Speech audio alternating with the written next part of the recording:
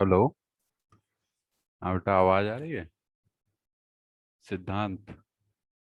Yes sir, आ रही है। ठीक है। बाकी बच्चों ने नहीं ज्वाइन किया अभी, बहुत सारे। हाँ सर, अच्छा। शेयर कर दिया हूँ, फिर चलिए। चलिए ठीक है, तो मैं अभी स्टार्ट करने जा रहा हूँ। Okay sir. ठीक।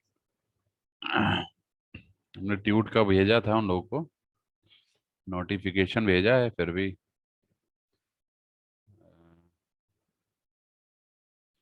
एक मिनट।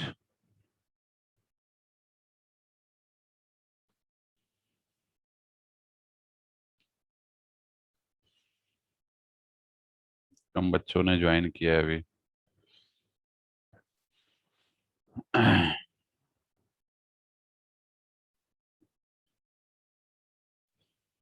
हम्म,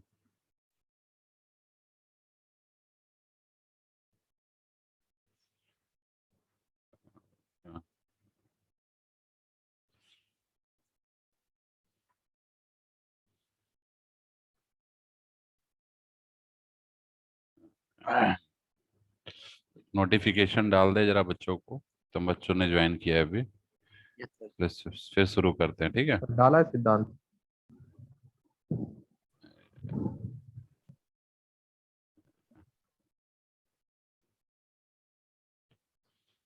सर आ रहे हैं, धीरे धीरे आएंगे अब। ठीक है, ठीक है।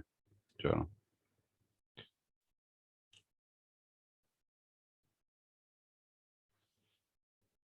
ठीक है, चलिए। अब मैं स्टार्ट करने जा रहा हूँ।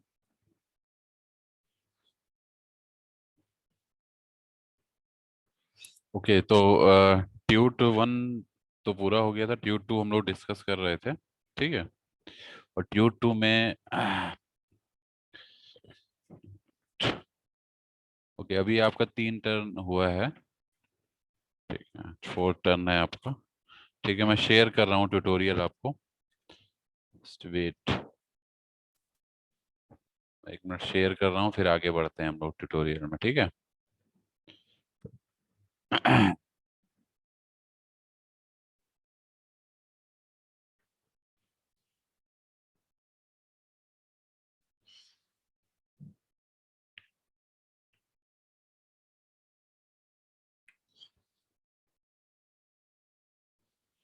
सभी लोगों को दिख रही है ट्यूट शीट शेयर हो रही है? ट्यूट दिख रहा है सभी को? ट्यूट शीट दिख यस रही है सर। बेटा सभी को? यस ठीक है। सर। यस तो सर, दिख रही है सर। ओके, हमने ट्यूट वन के लिए आप लोग को गूगल क्लासरूम में असाइनमेंट क्रिएट किया था। और जो सभी बच्चे अपनी ट्यूट फर्स्ट जो है, एटलीस्ट जितने भी क्वेश्चन है, मतलब 15 क्वेश्चन है करीब। ठीक है, 15-16 क्वेश्चन है, तो उसमें आप लोग कम से कम मिनिमम 12 क्वेश्चन अटेम्प्ट करके ही दीजिएगा, ठीक है। वैसे तो सारे कर दिए क्वेश्चन सर। इंपॉर्टेंट है, हाँ। तो जो लोग अभी तक नहीं दिए उनको मैं बता दे रहा हूँ कि वो भी सबमिट कर दें टाइमली, ठीक है।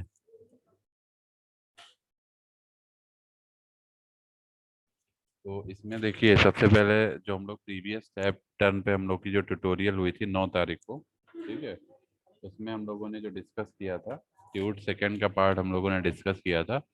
आज भी हम लोग वहीं से कंटिन्यू कर रहे हैं। इफ यू सी, पहला क्वेश्चन एक बार फिर से मैं रिवाइज करा दे रहा हूँ, अगर किसी को कोई डाउट हो किसी क्वेश्चन में तो एक बार पूछ लीजिएगा। पहला क्वेश्चन था, डिफाइन इलेक्ट्रिक फील्ड इंटेंसिटी। ठीक है, field intensity of electric field due two point charges. ये क्वेश्चन हम आपको नोट्स में करा चुके हैं, क्लास नोट्स में। ठीक है, जब हमने आप लोगों से डिस्कस किया था जो है, पहला जब हमने इलेक्ट्रोस्टैटिक पढ़ाना शुरू किया था तभी हमने आपको इलेक्ट्रिक फील्ड इंटेंसिटी के बारे में बताया था। ठीक है, that is represented by E is equal to 1/4 pi epsilon naught Q1 Q2/r²।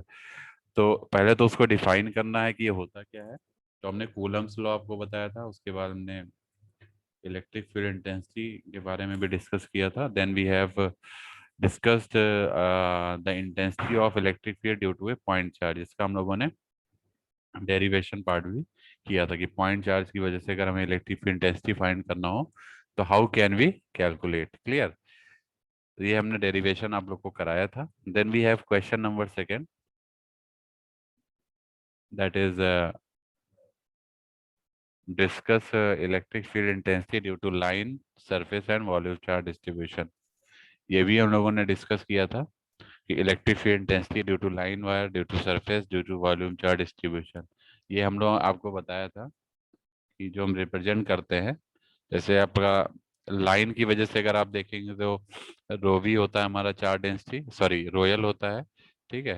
और अगर सरफेस की वजह से देखेंगे तो चार्ज डेंसिटी रोएस होता है, वॉल्यूम की वजह से देखेंगे तो रोवी होता है, ठीक है। तो ये हमने आपको बताया था। जो रोयल जो क्यू की वैल्यू होती है इस चार्ज एनक्लोज जो होता है, इंटीग्रल रोयल डीएल होता है in case of line charge distribution, ठीक है। सरफेस के केस में integration surface integration rho S D S होता है। वॉल्यूम के केस में चार्ज डिस्ट्रीब्यूशन क्यू की value rho V D V होती है। ये सब हम आपको करा चुके हैं, ये आपके सब नोट्स में अवेलेबल है, ये मैंने बताया था आपको, ठीक है। आप चेक कर लीजिएगा एक बार, ये सब क्वेश्चन आपका हो चुका है। If you try it now, if you discuss the third question, that is describe electric flux density and dielectric constant, ठीक है। ये भी बताया मैंने कि इलेक्ट्रिक फ्लक्स डेंसिटी होता क्या है, ठीक है। इलेक्ट्रिक फ्लक्स डेंसिटी को हम लोग किससे रिप्रेजेंट करते हैं, बताइए। इलेक्ट्रिक फ्लक्स डेंसिटी को डी से रिप्रेजेंट करते हैं ना, और इलेक्ट्रिक फील्ड इंटेंसिटी को ई से रिप्रेजेंट करते हैं। डी हमने बताया था आपको, डी इज इक्वल टू होता है epsilon into E. Mathematical form में एप्सिलॉन की वैल्यू क्या होती है, epsilon naught into epsilon R. Epsilon R आपका रिलेटिव परमिटिविटी है, epsilon naught is the permittivity with respect to air और वैक्यूम। एप्सिलॉन आपका क्या है, जनरल परमिटिविटी, एक सिंपल परमिटिविटी है जो कि epsilon naught into epsilon R के बराबर होता है। अगर हमारा मीडियम डायरेक्टली आपको दिया है, अगर मीडियम आपका वैक्यूम है, तो हम सीधे एप्सिलॉन नॉट इनटू ई यूज करते हैं, एप्सिलॉन आर की वैल्यू वहाँ पे हट जाएगी, ठीक है। और अगर आपका मीडियम रिलेटिव परमिटिविटी भी आपको गिवन है, मतलब एक्सेप्ट योर एयर और वैक्यूम है, तो आप एप्सिलॉन इनटू ई यूज करेंगे, ठीक है। जहाँ पे एप्सिलॉन की वैल्यू होती है epsilon naught into epsilon R, ठीक है। तो इसी को डिफाइन करना था, define electric flux density, and then you need to dielectric constant. Dielectric constant क्या होता है, के से रिप्रेजेंट करते हैं, इसकी वैल्यू क्या होती है, एप्सिलॉन बाई एप्सिलॉन नॉट होती है, ये भी हमने आपको बताया था, ठीक है। इसको डिफाइन भी हमने किया था डाइलेक्ट्रिक कांस्टेंट को, इफ यू रिमेम्बर। याद आ रहा है सभी को, ये सब क्वेश्चन हमने कराया है और नोट्स भी मैंने शेयर किया है, आप लोग एक बार चेक कर सकते हैं। जो नोट्स हमने शेयर किया सारी चीजें इसमें कवर्ड है। उसके बाद रिलेट करना था इलेक्ट्रिक फ्लक्स डेंसिटी को इलेक्ट्रिक फील्ड के साथ, ये भी क्वेश्चन हमने करा दिया था कि कैसे electric flux density electric field के साथ कोरिलेट करता है। तो ये आप देख सकते हैं इस फार्मूले से कोरिलेट करता है। ये इलेक्ट्रिक फील्ड इंटेंसिटी है, ये इलेक्ट्रिक फ्लक्स डेंसिटी है, दोनों में एक कोरिलेशन है, ठीक है। तो ये सब हम करा चुके हैं आपको, ठीक है। सर डेरिवेशन भी कराया था मैंने, हम लोग आगे बढ़ते हैं इसमें।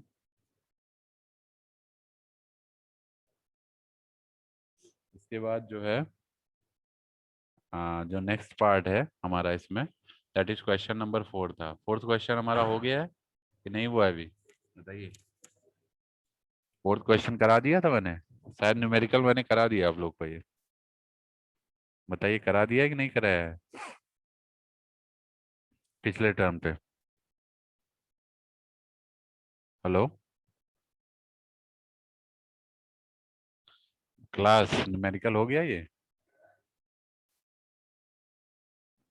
Yes sir. ये न्यूमेरिकल मैंने करा दिया है, शायद पिछले टर्म पे मैंने करा दिया था, जिसमें हमने बताया था इस तरीके से कोई डायग्राम बनाया था। एक बार मैं आपको दिखा देता हूँ।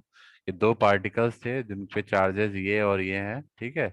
उनके बीच में डिस्टेंस 1.1 मीटर है। उनके इलेक्ट्रिक फील्ड पॉइंट पी पे इलेक्ट्रिक फील्ड कैलकुलेट करना था, जो कि दोनों चार्जेस से 0.5 मीटर की डिस्टेंस पे है, ठीक है। तो ये हमने आपको बताया था। एक मिनट, इसको मैं थोड़ा एक बार ऐसे भी बता देता हूँ। देखिए कुछ इस तरीके से सॉल्व करना था। एक मिनट रुकिए, मैं शायद इसका सोल्यूशन हमारे पास अवेलेबल है, just wait, I show you the question. मैंने कराया है जहां तक मुझे याद है, मैं करा चुका हूँ कि पिछले क्लास में। जिन्होंने इसको नहीं किया है उनको भी मैं एक बार बता देता हूँ। ओके, ये कल क्वेश्चन ये सोल्यूशन दिख रहा है सभी को, सोल्यूशन दिख रहा है ये। Yes sir. इस यस तरह सर। से मैंने कुछ बताया था आपको, देखिए, एक आपके ही शायद किसी ट्यूटोरियल में आपको या शायद किसी और सेक्शन में मैंने कराया था ये क्वेश्चन। ए और बी पॉइंट है, ठीक है, यहाँ नीचे देखिए ए और बी पॉइंट है, जहाँ पे हमारे दोनों चार्ज प्लेस है, यहाँ Q1 है, यहाँ Q2 है, ठीक है। और एक पॉइंट P है ये वाला, जहाँ पे हमको इलेक्ट्रिक फ्लक्स, हमको इलेक्ट्रिक फील्ड इंटेंसिटी निकालना है, ठीक है, ड्यू टू चार्ज Q1 है Q2। तो Q1 को हमने P से ज्वाइन कराया, Q2 को भी P से ज्वाइन करा दिया लाइन के थ्रू, और दोनों के बीच में जो डिस्टेंस है वो भी हमारी बराबर है, that is 0.5 metre and 0.5 metre, ठीक है। तो चूंकि ये डिस्टेंस इक्वल है तो we can find these angle also, clear. ये 0.5 है, ये 0.5 है, ये 1.1 मीटर है, दोनों चार्जेस के बीच की डिस्टेंस जो है 1.1 मीटर है, और इस पी पॉइंट की जो डिस्टेंस है दोनों चार्जेस से वो इक्वल है, दैट इज 0.5 मीटर। तो we can calculate these angle also. इस एंगल को कैसे निकालेंगे? सिंपल है ये, क्योंकि ये दोनों साइड्स इक्वल है, ये डिफरेंट है, तो ये आइसोसेल्स एंगल, आइसोसेल्स हमारा ये जो है आपका वो हो जाएगा ट्रायंगल, ठीक है। तो इसका मतलब है कि हमारा ये एंगल 90 होगा और बाकी दो एंगल हमारे इक्वल होंगे। तो अगर ये 90 है तो ये 45 हो जाएगा, ठीक है, क्लियर। जो भी साइड, इसका आपको प्रॉपर्टी पता ही होगा, जो भी आइसोसेल्स में जो भी हमारे साइड वाली जो इक्वल साइड्स होती है उनके सामने के एंगल्स भी इक्वल होते हैं। तो ये इक्वल, हमारी साइड्स इक्वल हैं तो इनके सामने के एंगल भी इक्वल होंगे। तो इसके सामने का एंगल ये 45 डिग्री, इसके सामने का एंगल ये 45 डिग्री, दोनों बराबर होंगे, ठीक है। बाकी ये 90 डिग्री है, तीनों का सम 180 डिग्री होगा, ठीक है। ये 45 है, तो ऊपर भी हमारे यहाँ पे अल्फा की वैल्यूज यहाँ यहाँ भी 45 आएगा, ठीक है। यहाँ हमने क्या किया है, इस फील्ड कंपोनेंट को आगे बढ़ाया है, तो आगे बढ़ाएंगे तो ये जो Q1 की वजह से फील्ड कंपोनेंट है वो इधर आएगा EQ1, और Q2 की वजह से फील्ड कंपोनेंट इधर आएगा EQ2, ठीक है, ठीक है ना। और इन दोनों का जो रिजल्टेंट आएगा वो सेंटर में आएगा, that is E, that is the resultant field, ठीक है। अब ये जो अल्फा अल्फा एंगल है, ये एंगल आपके इधर से ही बनेंगे, this is your alpha angle and this is your alpha angle due to the geometry constants, clear. अब जो रिजल्टेंट ई निकलेगा वो EQ1 की वजह से भी निकलेगा, EQ1 Q2 की वजह से भी निकलेगा। तो EQ1 की वजह से जो ई आएगा वो EQ1 cos अल्फा आएगा, क्योंकि ये अल्फा एंगल यहाँ cos एंगल बन रहा है, EQ1 cos अल्फा हो जाएगा इसका कंपोनेंट। ऐसे ही EQ2 का जो ई की तरफ कंपोनेंट होगा वो EQ2 cos अल्फा हो जाएगा, और दोनों ऐड हो जाएंगे तो क्या बनेगा, ट्वाइस मतलब दोनों ऐड हो जाएंगे ना, EQ1 cos alpha plus EQ2 cos alpha, this will give you the resultant E in the centre, ठीक है। ये ध्यान रखिएगा, अल्फा की वैल्यू 45 है, EQ1 EQ2 की वैल्यू आपको पता है, आप डायरेक्टली रख लेंगे और आपको आंसर मिल जाएगा। निकाल लेंगे इसको, सॉरी EQ1 निकालने के लिए, हाँ EQ1 के लिए आपको ये फॉर्मूला यूज करना पड़ेगा इलेक्ट्रिक फील्ड इंटेंसिटी का, दैट इज 1/4πε0 Q1/r²। आर की वैल्यू क्या रखेंगे, 0.5 का स्क्वायर। ऐसे ही Q2 निकाल लेंगे 1/4πε0 Q2/r²। जिसके रिगार्डिंग भी इलेक्ट्रिक फील्ड इंटेंसिटी निकालेंगे उसी के रिगार्डिंग आप चार्ज रखेंगे। तो जैसे इलेक्ट्रिक फील्ड ऑफ Q1 के रेस्पेक्ट में निकालेंगे तो Q1 चार्ज आएगा, Q2 के रेस्पेक्ट में निकालेंगे तो Q2 आएगा, ठीक है। इस तरह से Q1 Q2 निकल आएगा। 1/4πε0 की वैल्यू 9 × 10⁻⁹ होती है। जब ये दोनों आ जाएंगे तो आप सिंपली क्या करेंगे, ई निकाल लेंगे। ई निकालने के लिए EQ1 cos alpha plus EQ2 cos alpha, cos alpha की वैल्यू cos 45 EQ1 EQ2 आप यहाँ से निकाल चुके, दोनों ऐड कर दीजिए तो रिजल्टेंट ई आ जाएगा, ये आपका आंसर हो जाएगा, ठीक है। यही मैंने आप लोग को बताया था लास्ट टाइम पे, ठीक है। हो जाएगा क्वेश्चन ये, मैंने वैसे पहले भी कराया होगा, एक बार दोबारा बता दिया मैंने, ठीक है। तो इस तरह से हम फोर्थ क्वेश्चन भी हमारा सॉल्व हो जाएगा। ये 4 क्वेश्चन आपके हो गए। कोई डाउट इसमें किसी को? नहीं, कोई डाउट है? No sir. इसके बाद फिफ्थ क्वेश्चन पे आइए, state and prove Gauss law. ये भी हम बता चुके हैं आपको गॉस लॉ क्या होता है, और इसके एप्लीकेशन डिस्कस करने हैं। इसके 4 एप्लीकेशन भी हमने बताए थे, डेरिवेशन नहीं कराया था लेकिन एप्लीकेशन चारों बताए थे, ठीक है। याद आ रहा है जब इलेक्ट्रोस्टैटिक पढ़ाया था? बोलिए, याद आ रहा है नहीं याद आ रहा है? नहीं याद आ रहा है तो मैं एक बार दिखा भी देता हूँ, देख लीजिए। ये भी हम करा चुके हैं आपको। ये सारे नोट्स मैंने क्लास में आपको शेयर भी कर दिया, अगर आप लोग अपने नोट्स देखेंगे तो आप लोग को ये मिल जाएगा। ठीक है, नोट्स आप लोग एक बार जरूर चेक कर लीजिएगा, जो हम शेयर करते हैं उसको पढ़ा करिए। ठीक है, उससे ही आपका ये कॉन्सेप्ट क्लियर होगा सब। जब तक रिवाइज नहीं करेंगे तो कुछ होगा नहीं। ये देखिए, एक मिनट,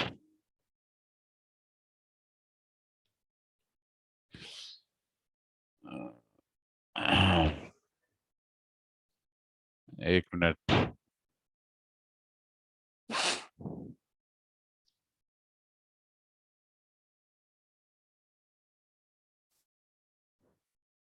ये इसमें नहीं है अभी फिलहाल, लेकिन मैंने सेव किया था, आपको शेयर किया है, एक बार देख लीजिएगा। ठीक है, एक्चुअली वो दूसरे उसमें है, ड्राइव में है, तो मैं उसको दिखा दूंगा आपको। मैंने बताया है, आपको शेयर भी किया है, आप लोग चेक करिएगा एक बार। ठीक है, क्लियर है? गूगल ड्राइव में जाइएगा, आपको मैंने वो शेयर भी किया है, एक बार चेक कर लीजिएगा। अ, इसमें है शायद, एक मिनट, ये देखिए गौसला दिख रहा है सभी को? दिख रहा है ये? Hello, Yes, sir. यही क्वेश्चन है, देखिए गौसला। ठीक है, तो ये पूरा डेफिनेशन पार्ट ये शेयर किया है मैंने आपको क्लासरूम में, देख लीजिएगा। ये गौसला की डेफिनेशन है, ये डायग्राम था जो हमने बताया था आपको। इसके बाद इससे ही हमने एक मैक्सवेल इक्वेशन भी डिराइव करी थी गॉस लॉ की हेल्प से। ये इसका मैथमेटिकल फार्मूलेशन है कि जो भी फ्लक्स इससे पास होता है वो इनक्लोज चार्ज के बराबर होता है, तो ये हमने आपको बताया था। ठीक है, और इसका डेरिवेशन भी किया था हम लोगों ने। इससे पहले हमने मैक्सवेल इक्वेशन निकाली थी गॉस लॉ की हेल्प से, तो ये आई थी rho V is equal to del dot D.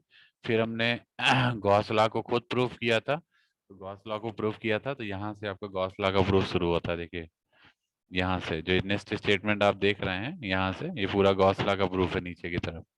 ठीक है, तो ये देखिए यहाँ पे जाके हमारा प्रूफ हो गया था गॉस लॉ इस जगह पे। ठीक है, ये हमने आपको प्रूफ करने के लिए, उसके बाद एप्लीकेशन पार्ट भी है इसमें, एप्लीकेशन ऑफ गॉस लॉ। तो पॉइंट चार्ज की में अगर हम if you find the point charge के रेस्पेक्ट में अगर इलेक्ट्रिक फील्ड इंटेंसिटी, आप इलेक्ट्रिक फ्लक्स डेंसिटी निकालेंगे, तो you you use the Gauss law exactly. ठीक है, लाइन चार्ज के फॉर्म में भी आप गॉस लॉ को यूज करते हैं। ठीक है, then if you find for coaxial cable, and then again we use the Gauss law to find the electric flux density, and for uniformly charged sphere we use the Gauss law। ठीक है, तो ये सब हम लोगों ने discuss किया था।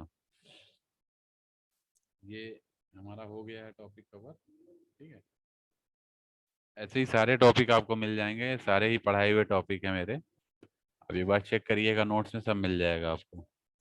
जो लोग रेगुलर क्लासेस ले रहे हैं उनको ये चीज़ें समझ में आ रहे होंगे, ये सब मैं क्लास में डिस्कस कर चुका हूँ। ये सब क्वेश्चन हो गए हैं।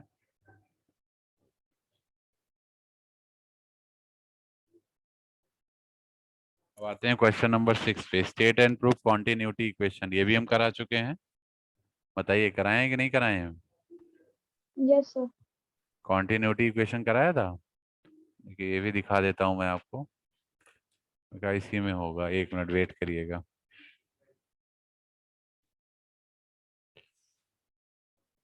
इसमें शायद अगली वाली स्लाइड में, एक मिनट बेटा वेट करिएगा, मैं दिखा देता हूँ। ये सब क्वेश्चन मैं करा चुका हूँ हम लोग को, देखिए इसमें है, ये शेयर भी कर दिया है मैंने आपको। अगर ये देखिए कॉन्टिन्यूटी इक्वेशन दिख रहा है आपको, ये कॉन्टिन्यूटी इक्वेशन वेरी इंपॉर्टेंट भी लिखा है इसके ऊपर, ये हमने आपको कराया था। ठीक है, एक सरफेस लिया था जिसपे यूनिफॉर्मली चार्ज डिस्ट्रीब्यूट था हमारा, उसके रिगार्डिंग हमने एक स्मॉल सरफेस लेके पहले हमने कैलकुलेट किया था, फिर इसको इंटीग्रेट किया था होल सरफेस के लिए। ये देखिए, ये याद आ रहा है सभी को? ये देखिए फिर स्टोक्स थ्योरम वगैरह लास्ट में अप्लाई करी थी, तो हमको ये मिल गया था del dot J is equal to 0। क्यों बेटा, याद आ रहा है कि नहीं याद आ रहा है?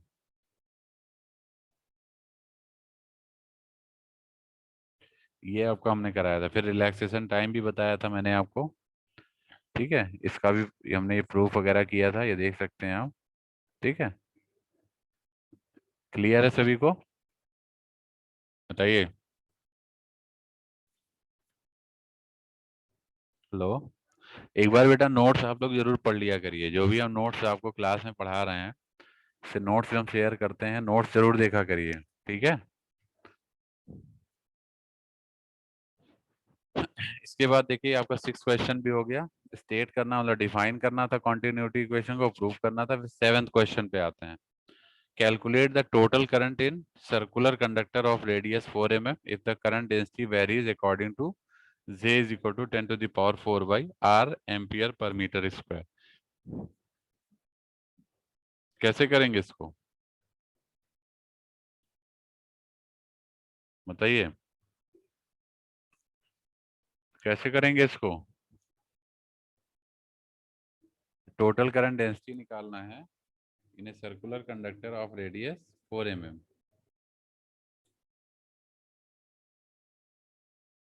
बताइए।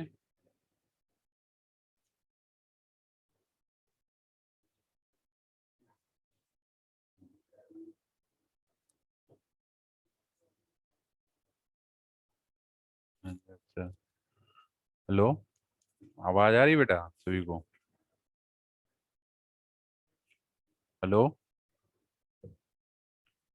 M I audible? Yes, sir. तो बताइए कैसे सॉल्व होगा ये, करंट डेंसिटी कैसे निकालेंगे? हम्म, कौन बताएगा? बताइए। टोटल करंट डेंसिटी हमें निकालना है, सॉरी टोटल करंट, हाँ टोटल करंट आपको फाइंड करना है सर्कुलर कंडक्टर में if the current sir J density is equal to I upon A. J is equal to I upon A. जरा आंसर बताइए कितना आएगा? सर सरफेस इंटीग्रल का यूज करेंगे क्या सर? क्या? सरफेस इंटीग्रल इंटीग्रेशन भी की जाएगी। सॉल्व करिए, मैं आंसर बताइए पहले, आप लोग अपने एंड से करिए फिर मैं बता दूंगा, पहले अपने एंड से करिए। तो आप लोग का एफर्ट भी जरूरी है ना ट्यूट में, बहुत सारे बच्चे करते ही नहीं है कुछ। आप लोग करिए फिर हम बता देंगे, करिए पहले आप अपना ट्राई करिए एफर्ट। आपको पता है जो करंट होती है हमारी, हमने बताया भी था आपको करंट डेंसिटी में भी, ठीक है। आई इज इक्वल टू, अगर देखे सर्कुलर है ना, सर्कुलर कंडक्टर, जो कंडक्टर है हमारा वो कुछ इस तरीके से है, इसमें आई करंट फ्लो कर रही है, ठीक है। तो तो इस आई करंट को अगर आप मतलब अगर निकालेंगे दैट इज आई, अगर इस आई को फॉर्म करेंगे तो आई इज इक्वल टू हो जाएगा for the close loop, close loop is surface, surface है, इस सरफेस में जो करंट फ्लो कर रही है, कैसे निकालेंगे? इस सरफेस में जो भी करंट फ्लो कर रही है that will be J dot D S, ठीक है। ये जे डॉट डी एस कैसे आया है, how we have form the J dot D S? देखिए ये सरफेस है, इस सरफेस में आई करंट फ्लो कर रही है, तो ये मान लीजिए, ठीक है। तो हमें पहले एक स्मॉल सरफेस लेना पड़ेगा, क्योंकि एक साथ आप पूरे सरफेस का नहीं निकाल सकते, आपको एक स्मॉल सरफेस लेना पड़ेगा डीएस, ठीक है। इसके रिगार्डिंग आपको पहले आई की वैल्यू निकालनी पड़ेगी। सपोज ये आ गया आपका जे डॉट डी एस, ठीक है। अब कंप्लीट सरफेस पे निकालने के लिए आपको क्या करना पड़ेगा, इंटीग्रेट करना पड़ेगा, surface integration J dot D S का।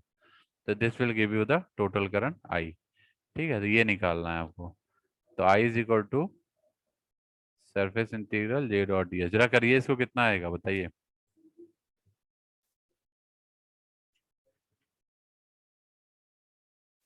हेलो, करके बताओ बेटा कितना आएगा।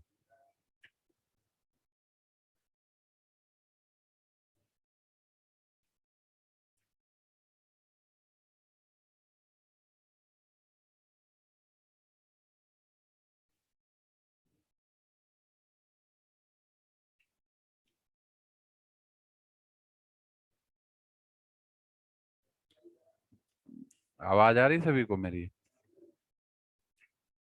हम्म, आवाज आ रही बेटा सभी को? Yes sir, yes sir. बताइए बताइए बताइए। सर सॉल्व करना है। आई, ये फार्मूला मैंने बता दिया आपको, ये मैंने पहले भी बताया था। I is equal to integration surface integration J dot D S. जे की वैल्यू आपको गिवन है, डीएस क्या रखेंगे, what will be the value of DS, ये किस कोऑर्डिनेट में सर गिवन है। सर सर ये आपको ये देखिए, सिलेंड्रिकल। यस। हाँ हाँ, ये ध्यान रखिएगा, सर्कुलर कंडक्टर दिया हुआ है ना, सर्कुलर कंडक्टर। सिलेंड्रिकल कोऑर्डिनेट का दूसरा नाम सर्कुलर सिलेंड्रिकल कोऑर्डिनेट भी होता है, ये आपको पता है। तो यहीं से आपको रिकॉग्नाइज करना है। अब कुछ बच्चे कंफ्यूज हो रहे होंगे कि यहाँ तो आर दिया है और सर्कुलर सिलेंड्रिकल कोऑर्डिनेट के पॉइंट्स हमारे रो फाई जेड होते हैं। यहाँ तो आर दिया है, तो कहीं आप ये ना समझ लीजिएगा इसको कहीं ये स्फेरिकल कोऑर्डिनेट है। स्फेरिकल नहीं है ये। क्यों नहीं है? क्योंकि आपको क्वेश्चन में ऑलरेडी सर्कुलर सिलेंड्रिकल कंडक्टर दिया हुआ है, सर्कुलर कंडक्टर दिया है। Circular conductor is your cylindrical coordinate. ये जो आर होता है ये रो के बराबर होता है। आर और रो दोनों सेम होते हैं, बस उनका रिप्रेजेंटेशन चेंज हो जाता है। आर आपका स्फेरिकल कोऑर्डिनेट में रिप्रेजेंट होता है और रो आपका सिलेंड्रिकल कोऑर्डिनेट में रिप्रेजेंट। दोनों ही रेडियल एक्सिस होती हैं, तो इसमें कोई कंफ्यूजन नहीं होना है किसी को। Getting my point? समझ में आ रहा है? कई बार हो सकता है आपको रो ही गिवन हो क्वेश्चन में, लेकिन अब आर दे दिया है तो आर एग्जैक्टली आपका रो ही है। इसमें कोई कंफ्यूजन मत रखिएगा कि नहीं गलती से इसको सिलेंड्रिकल स्फेरिकल कोऑर्डिनेट समझ लें आप, गलती से। स्फेरिकल नहीं है, पहली बात तो क्वेश्चन में ही सर्कुलर का सर्कुलर कंडक्टर दिया है, that means your sir answer cylindrical आ कोऑर्डिनेट। गया। आंसर आ गया? कितना आ गया? Yes sir. सर 85। ये क्वेश्चन कराए थे क्या हम पिछली बार? एक्सप्लेन किया था सर। हैं? सर एक्सप्लेन कर चुके हैं सर आप। अच्छा, एक्सप्लेन कर चुके हैं, ठीक है ठीक है। इसमें एक चीज हमने आपको बताई होगी, जो आपको ध्यान रखना है, वो मैं फिर से बता देता हूँ। जैसे भी ये हमने बताया, ये रो की तरह ही काम कर रहा है ना, ये रो ही है, ठीक है। आपको यहाँ से रिकॉग्नाइज करना है कि कौन सा कोऑर्डिनेट है। सर्कुलर दिया है मीन्स सर्कुलर सिलेंड्रिकल कोऑर्डिनेट है ये, ठीक है। तो इसमें आपको ध्यान रखना होगा, क्योंकि डीएस रखना है आपको, डीएस की वैल्यू आपको रखनी है। डीएस के तीन कंपोनेंट हमने बताए थे, DS is equal to DS rho plus DS phi plus DS z, ठीक है। तो रो फाइव जेड तीनों कंपोनेंट को आपको देख के चलना है। यहाँ पे जो आप रखेंगे वो कौन सा रखेंगे, ये वाला रखेंगे। कौन सा रखेंगे? डीएस रो वाला कंपोनेंट। सारे रखने की जरूरत नहीं पड़ेगी आपको, मीन्स आपको टोटल डीएस रखने की जरूरत नहीं पड़ेगी, क्योंकि इसमें फाइव और जेड कंपोनेंट है ही नहीं, जीरो है। आपको दिख भी रहा होगा, केवल 10⁴ बाई आर या रो दिया हुआ है, ठीक है। तो रो वाले कंपोनेंट को ही रखना है। और रो वाले कंपोनेंट की वैल्यू क्या होती है? डीएस रो की वैल्यू। डीएस सर रो रो होता है डी फाई डी जेड। रो डी फाई, डी जेड। रो डी फाई डी जेड नहीं, रो डी फाई डी रो। नो सर, सर रो के डायरेक्शन में तो जेड आएगा ना सर। एक मिनट, हम आपको दिखा देते हैं। देखिए, इसमें भी कंफ्यूज हो रहे हैं आप लोग।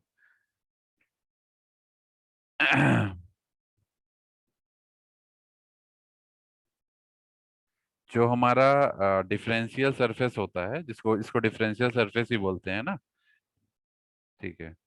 तो देखिए एग्जैक्टली क्या है, हम लोग जैसे सरफेस की बात कर रहे हैं, देखिए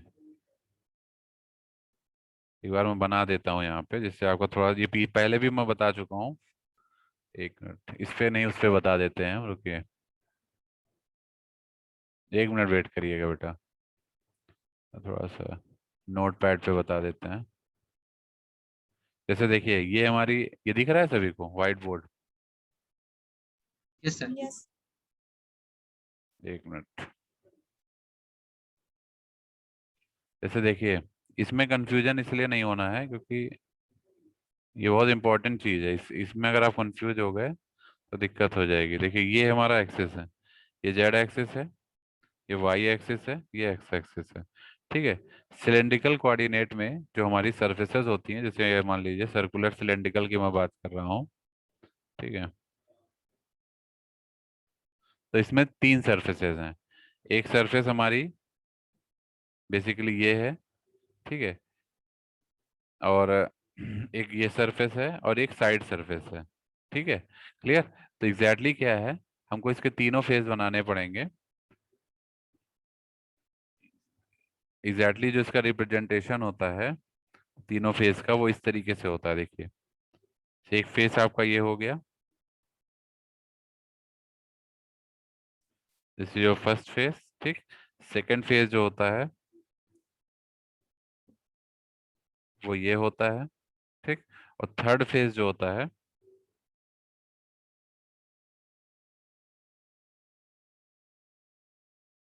वो ये होता है।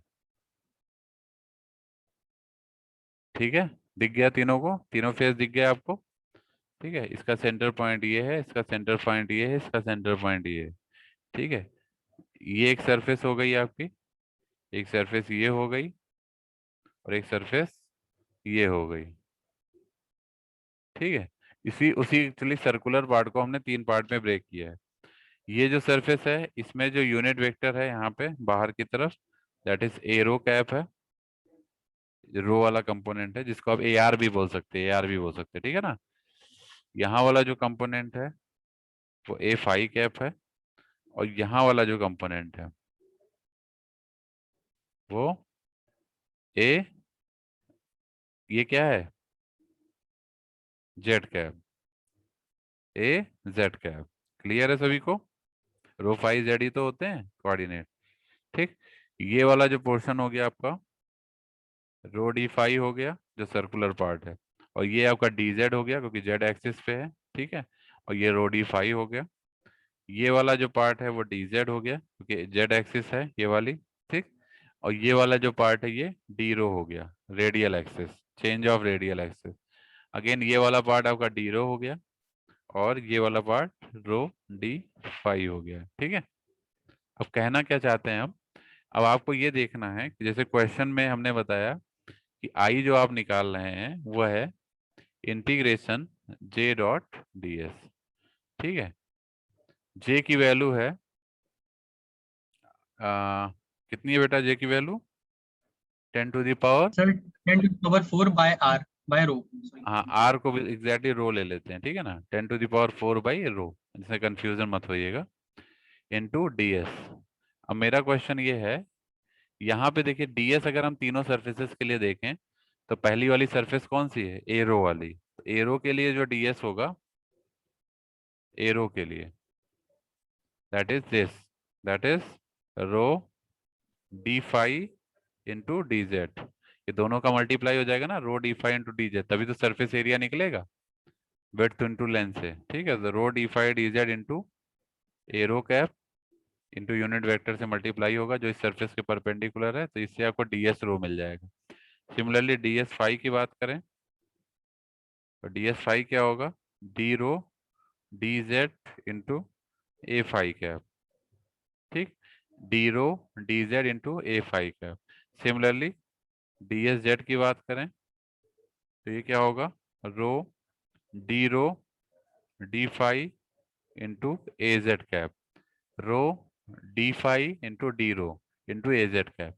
अब यहाँ पे जो आपको रखना है, सबसे पहले ये देख लीजिए कि जो डीएस हमें रखना, अब डीएस अगर आप देखेंगे तो तीनों सरफेस की वजह से जो डीएस है वो तीनों सरफेस का इंडिविजुअल डीएस के सम के बराबर हो जाएगा। मींस टोटल डीएस अगर आप निकालते हैं that will be the sum of DS rho DS phi plus DS z, तीनों का सम हो जाएगा। ठीक है, तो इसको हम तीनों को जब जोड़ देते थे तो हमको टोटल डीएस मिल जाता था। तो यहाँ पे हमें सारे डीएस को रखने की जरूरत नहीं है, मतलब जोड़ के टोटल डीएस यहाँ रखने की जरूरत नहीं। क्यों नहीं है, क्यों नहीं है, क्योंकि हमारे एक्सप्रेशन में जो जे दिया है उसमें कहीं भी आपका फाई और जेड कंपोनेंट नहीं है। फाई और जेड कंपोनेंट दिख रहा है आपको, बताइए। No sir. नहीं है ना, तो फाई और जेड कंपोनेंट जब नहीं है मेरी बात समझ रहे हैं सभी लोग। Yes sir.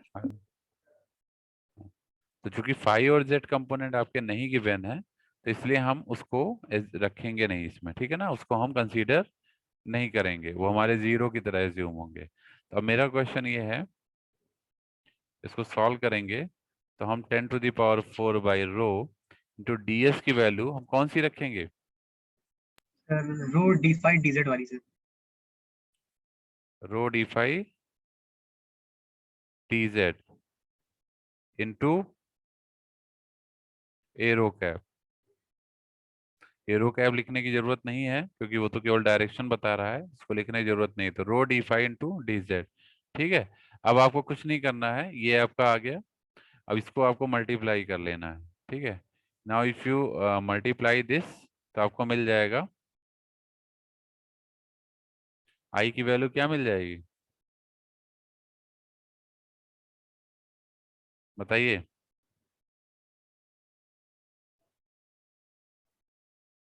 बताइए क्या मिल जाएगा आई की वैल्यू? इंटीग्रेशन के बाहर आ जाएगा सर 10⁴।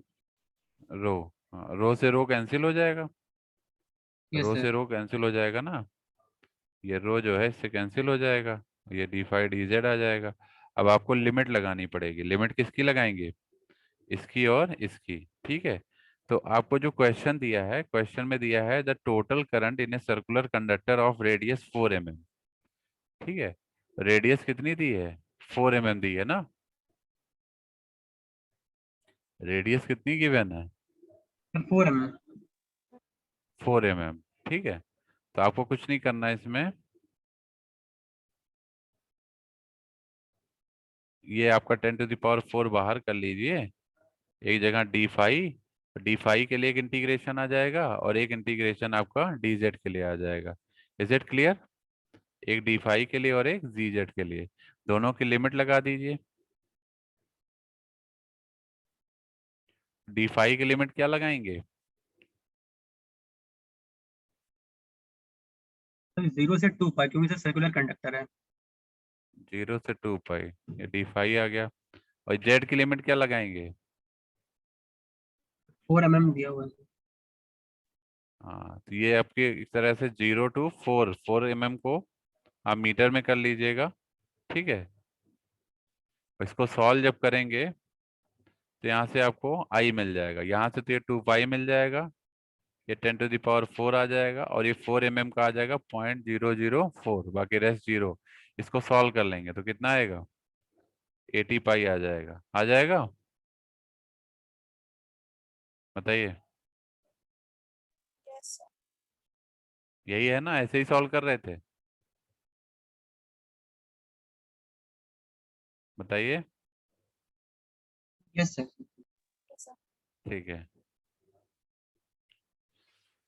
इसके बाद जो हमारा नेक्स्ट क्वेश्चन है, तो देखिए ये हो गया आपका, फिफ्थ हो गया, सिक्स्थ हो गया, सेवेंथ हो गया। ठीक है, ये सारे क्वेश्चन हो गए। इसके बाद आता है find the relaxation time for a silver, its conductivity sigma is equal to this siemens पर मीटर। सिग्मा आपको गिवन है, रिलैक्सेशन टाइम निकालना है सिल्वर मटेरियल का, जिसके लिए सिग्मा आपको गिवन है। ठीक है, तो ये कैसे करेंगे बताइए? रिलैक्सेशन टाइम कैसे निकालेंगे? रिलैक्सेशन टाइम का फॉर्मूला हमने आपको बताया था, याद आ रहा है? क्या बताया था? रिलैक्सेशन टाइम, हम्म, याद आ रहा है किसी को? पढ़ाया था ना relaxation time. This is the minimum time for which the final value reduces to 1/e times the initial value। ठीक है, ये बताया था नहीं बताया था? that is tau is equal to 1/e times tau naught, rho is equal to 1/e times rho naught, हमने बताया था आप लोग को। ठीक है, तो देखिए ये इसका मैं बता देता हूँ आप लोग को, एक मिनट रुकिएगा। हाँ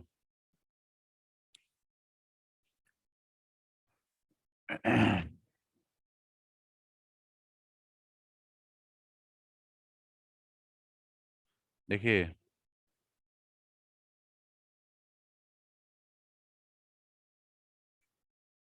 इसमें कुछ नहीं करना आपको, ये जो क्वेश्चन है